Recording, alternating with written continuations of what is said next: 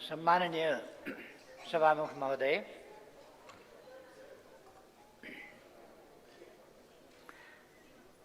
आर्थिक वर्ष 2082-83 को विनियोजन विधेयक अन्तर्गत राष्ट्रपति कार्यालय, उपराष्ट्रपतिको कार्यालय, प्रधानमन्त्री तथा मन्त्री परिषदको कार्यालय र अन्तर्गतका निकायहरूसँग सम्बन्धित विभिन्न शीर्षकहरूमाथिको छलफलमा सहभागी हुनुहुने माननीय सदस्यज्यूहरूलाई हार्दिक धन्यवाद भन्न चाहन्छु।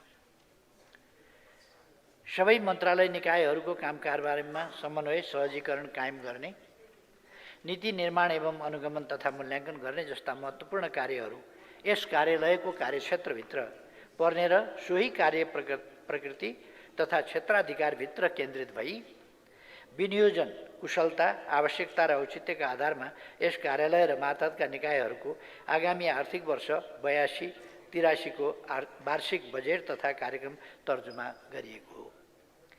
अब म विनियोजन विधेयकमाथि छलफलका क्रममा तथा खर्च कटौतीको प्रस्ताव मार्फत माननीय सदस्यज्यूहरूले उठाउनुभएका प्रश्नहरूको सम्बन्धमा स्पष्ट पार्न चाहन्छु। प्रधानमन्त्री तथा मन्त्री परिषदको कार्यालयको सम्बन्धमा भएको विनियोजनको विषयमा प्रधानमन्त्री तथा मन्त्री परिषदको कार्यालयमा मानवाधिकार सम्बन्धी प्रतिवेदन प्रकाशन गर्ने विषयमा बजेटमा दोहोरोपना भएको भन्ने प्रश्नका सम्बन्धमा उक्त प्रतिवेदनहरूको विषय फरक फरक रहेको हुँदा चालु खर्च अन्तर्गतका खर्चहरूमा दोहोरोपना नरहेको जानकारी गराउन चाहन्छु। राष्ट्रिय योजना आयोगको काम मन्त्रालयहरूबाटै भइरहेको भनी सो आयोगको औचित्यको सम्बन्धमा मान्यज्यूहरूले प्रश्न उठाउनु भएको विषयमा यो प्रश्नै उठाउन नहुने खालको प्रश्न हो, तर पनि उठाउनु भएको छ। म स्पष्ट गर्न चाहन्छु। राष्ट्रिय योजना आयोगले लामो समय भयो र इन्टरनेसनल प्र्याक्टिस हो, दुनियाँभरिको दीर्घकालीन सोच र तथ्यपरक नीति योजना तर्जुमा अनुगमन तथा मूल्याङ्कन तहगत समन्वय र अध्ययन अनुसन्धान तथा अन्वेषण कार्य गर्दै आएको मान्यज्यूहरूलाई अवगत नै छ।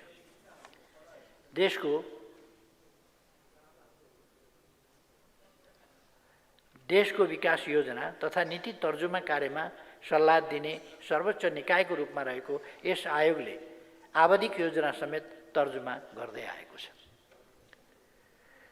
विद्यमान सङ्घीय संरचनामा देशका समष्टिगत एवं एकीकृत नीति तथा योजना निर्माण गर्न यस आयोगको सान्दर्भिकता झनै बढेको छ। सङ्घीयतालाई दिगो र सबलीकरण बनाउन तीनै तहका सरकारले तर्जुमा गर्ने योजना तथा विकास निर्माणमा एकरूपता दिन र विकासको राष्ट्रिय मानक तयार गर्न यस आयोगको महत्त्वपूर्ण भूमिका रहेको व्यवहार जानकारी गराउन चाहन्छु।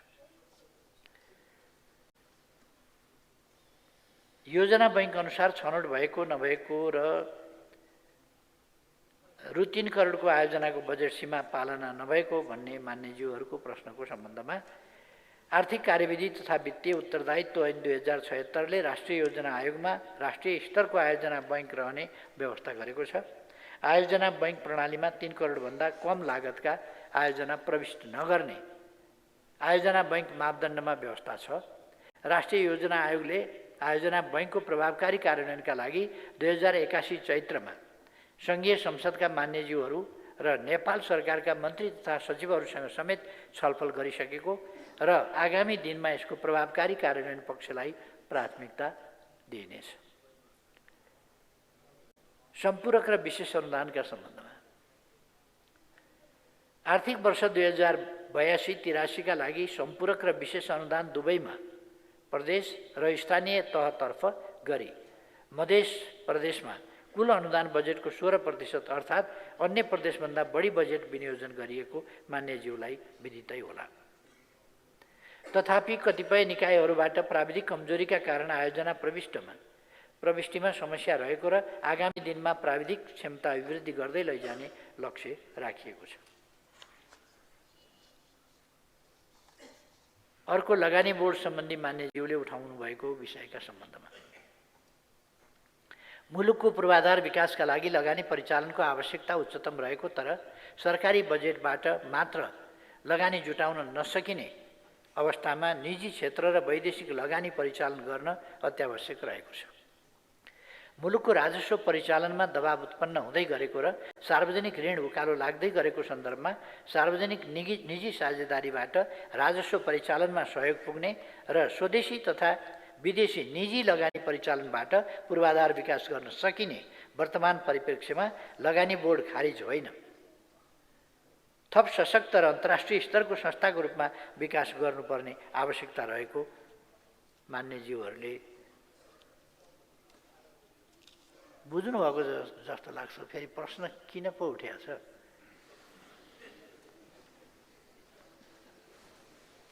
नेपाललाई लगानीको आवश्यकता छ, ठुल्ठुला लगानीको आवश्यकता छ, विकासलाई तीव्रता दिनु छ। त्यसका निम्ति लगानी बोर्डले असाधारण भूमिका, सम्पर्क, सम्बन्ध, भूमिका, मूल्याङ्कन, आयोजनाको प्राथमिकीकरण यावत कामहरू गरेर त्यसलाई प्रस्तुत गर्दछ, निष्कर्षमा पुर्याउँछ। यस्तो संस्था अझ प्रभावकारी बनाउन जरुरी हुन्छ। नेपाल ट्रस्टको कार्यालयको जिम्मामा रहेको सल्लाहगारी स्थित 108 रोपनी जग्गा खोप विश्वविद्यालयका लागि भक्तपुर नगरपालिकालाई उपयोग गर्न दिनुपर्ने भन्ने सम्बन्धमा नेपाल ट्रस्टको सम्पत्ति व्यापक र सर्वोत्तम सार्वजनिक लाभ हुने गरी राष्ट्रहितमा प्रयोग हुने कानुनी व्यवस्था रहेको नै छ। नेपाल ट्रस्टको सम्पत्ति शिक्षाको क्षेत्रमा उपयोग गर्ने सम्बन्धी कार्यविधिको प्रारम्भिक मस्यौदा तयार भई छलफलको क्रममा रहेको जानकारी गराउन चाहन्छु। 12 काठमाडौँ द्रुतमार्गको 5 खर्ब रुपैयाँलाई काठमाडौँ उपत्यका बाहिर निर्वाचन क्षेत्रहरूमा सडक, पुल र विद्यालयमा खर्च गरी देशको सन्तुलित विकास गर्ने सम्बन्धी प्रश्नको सन्दर्भमा यस्तो त बाटा नबनाएर दालभात तरकारी बनाउने हो भने धेरै मान्छेलाई खान पुग्छ। यस्तो खालको यो काठमाडौँ राजधानी र तराई जोड्ने र देशको अर्थतन्त्र, राजधानी, यसको सम्पर्क, सम्बन्ध, अर्थ, महत्त्व, यो सबै कुरालाई द्रुत मार्ग र हामी पर्यटनका कुरा गर्छौँ। निजगढमा विमानस्थल बनाउनु छ, त्यहाँबाट तुरन्त काठमाडौँ सजिलो मार्गबाट आउन भ्याउनुपर्छ, पाउनुपर्छ र 1 घन्टा लगभगमा आउँदाखेरि तराईको मान्छेले तराईमा बसेर काठमाडौँमा जब गर्न र जब गरेर फेरि घर फर्केर उहीँ बसेर आफ्नै घरमा बसेर काम गर्न सक्ने वातावरण बन्ने, यस्तो स्थितिलाई अब फरक ढङ्गले व्याख्या गर्न खोज्नु, एउटा सेन्टिमेन्टले देश चल्दैन, सेन्टिमेन्टले विकास हुँदैन।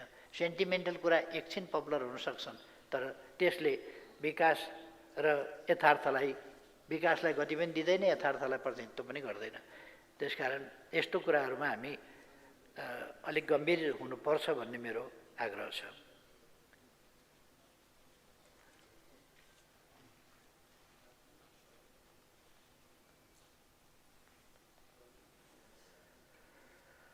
विनियोजन विधेयकमाथि छलफलका क्रममा विशेष गरी मान्यज्यूहरूले आगामी आर्थिक वर्षको वार्षिक बजेट तथा कार्यक्रमको विनियोजन सन्तुलित नभएको बारे समेत प्रश्न उठाउनु भएको छ।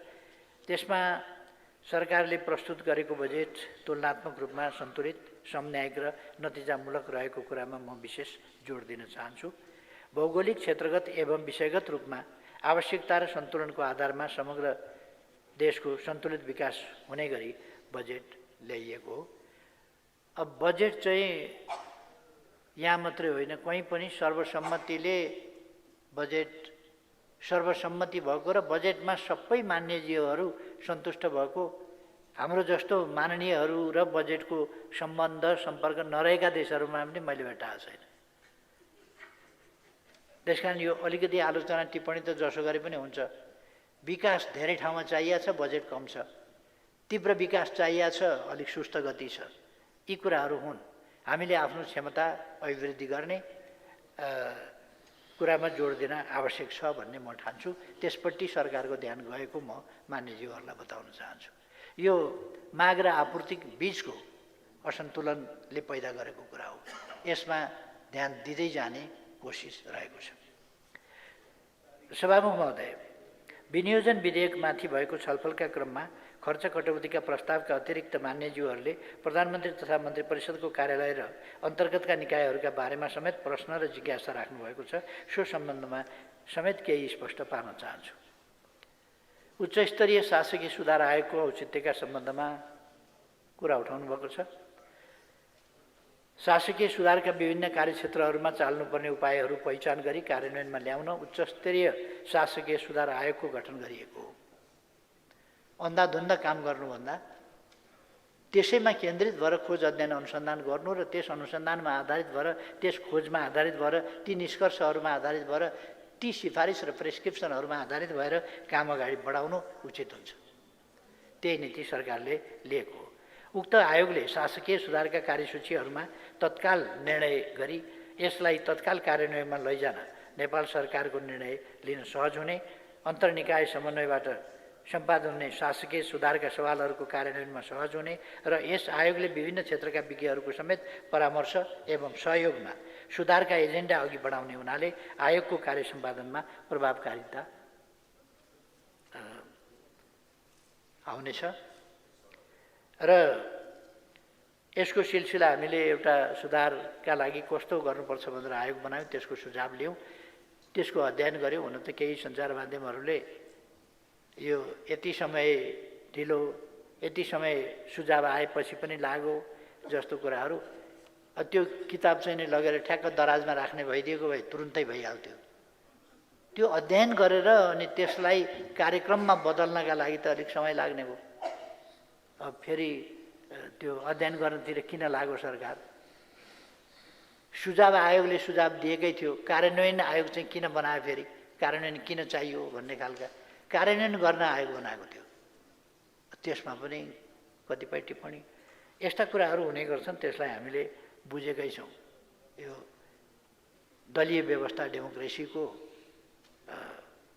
यो अधिकारको कुरा हो। अब कति ठिकै ढङ्गले हामी गएका छौँ, कति ठिकै ढङ्गले जान सकेका छैनौँ, त्यो त सिङ्गै समाजको स्थिति, अवस्था, परिस्थिति, चेतना सबै कुराले निर्धारण गर्ने कुरा हो। यसमा धेरै केही बनिरहनु पर्ने जस्तो लाग्दैन।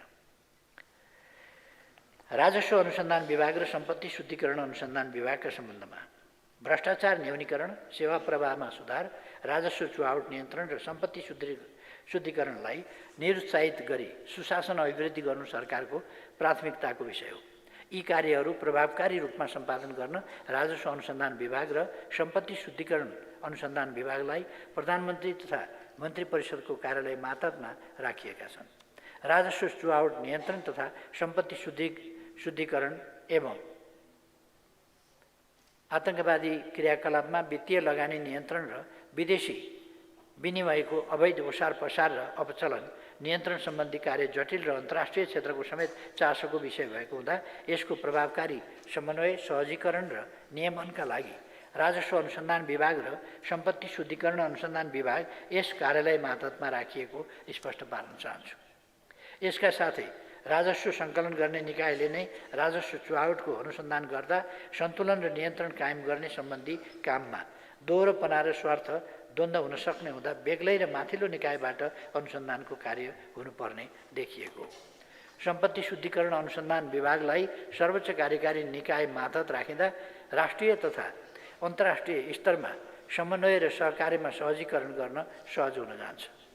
सम्पत्ति शुद्धिकरण निवारण समग्र सुशासनको महत्त्वपूर्ण पाटो हुनका साथै अन्तर्राष्ट्रिय चासोको समेत विषय भएकोले हालको व्यवस्थाबाट प्रभावकारी नियन्त्रण र सन्तुलन कायम गर्नुका साथै यस विभागलाई समेत थप जवाफदेही बनाउन मद्दत गर्दछ।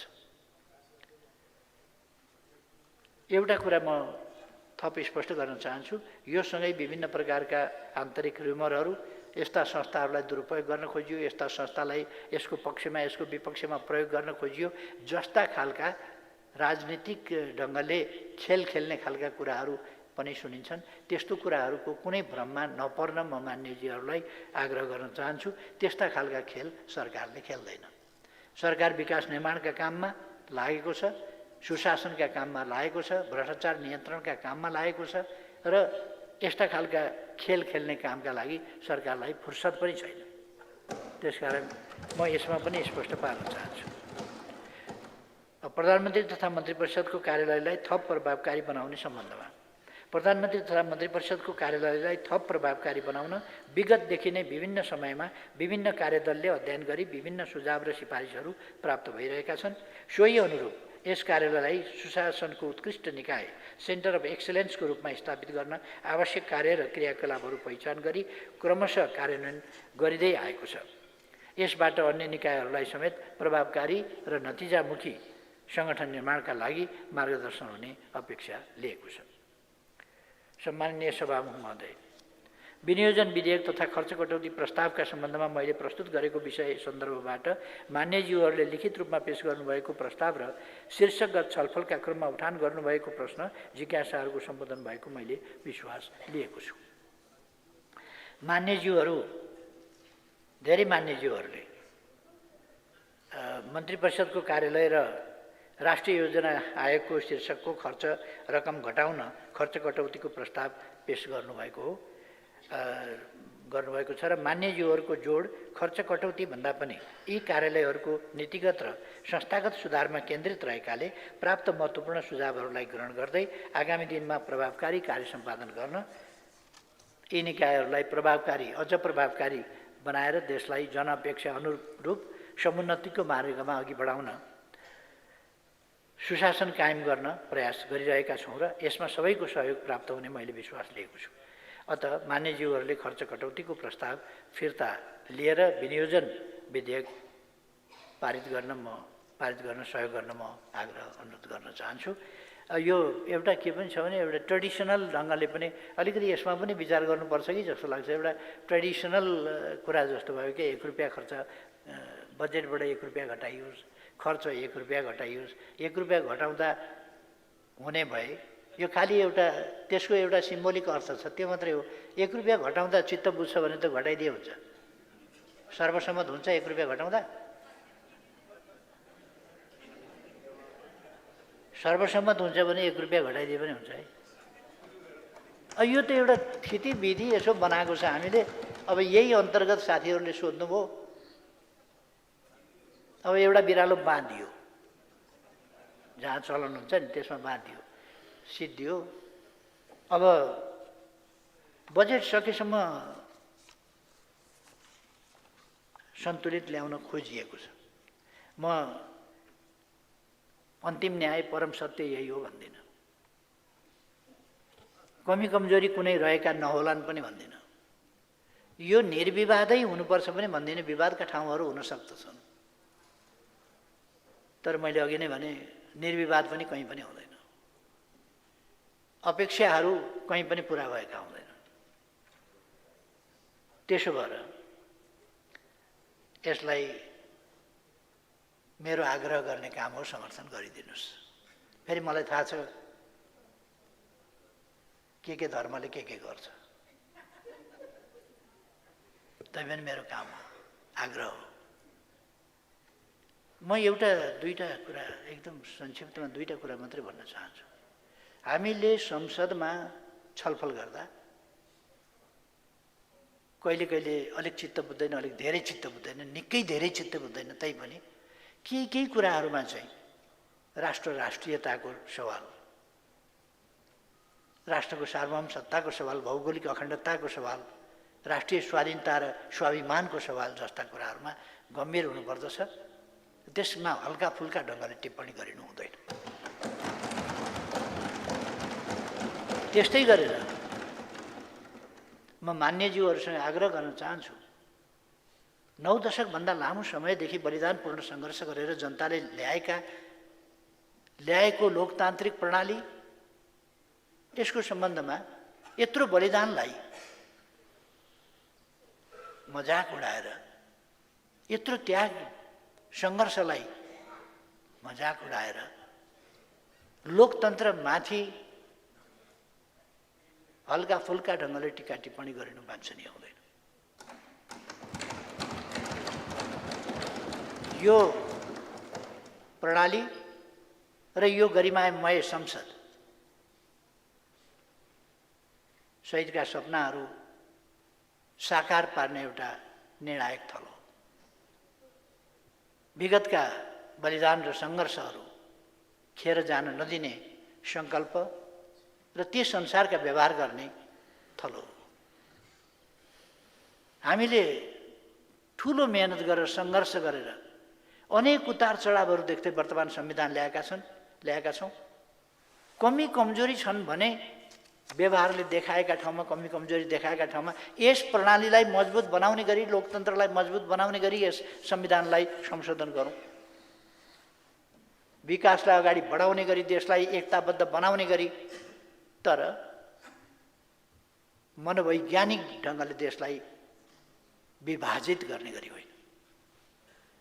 एकताबद्ध राष्ट्रिय एकता कायम गर्ने गरी, लोकतन्त्रलाई मजबुत बनाउने गरी, संविधानलाई बलियो बनाउने गरी संविधान संशोधन गरौँ। हामीले अपनाएको प्रणालीलाई व्यावहारिक रूपमा अझ प्रभावकारी बनाउने गरी संविधान संशोधन गरौँ र संविधानको अपमान, लोकतन्त्रको अपमान, प्रणालीको अपमान, उपलब्धिको अपमान भनेको सङ्घर्ष बलिदानहरूको अपमान हो। त्यो कुरा नगरौँ भनेर म आग्रह गर्न चाहन्छु।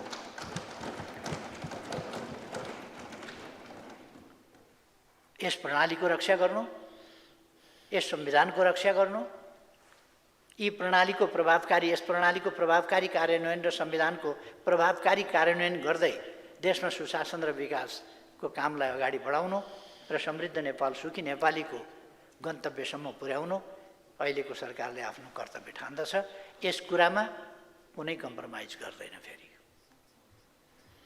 राष्ट्रियताको प्रश्नमा, प्रणालीको प्रश्नमा, लोकतन्त्रको प्रश्नमा र म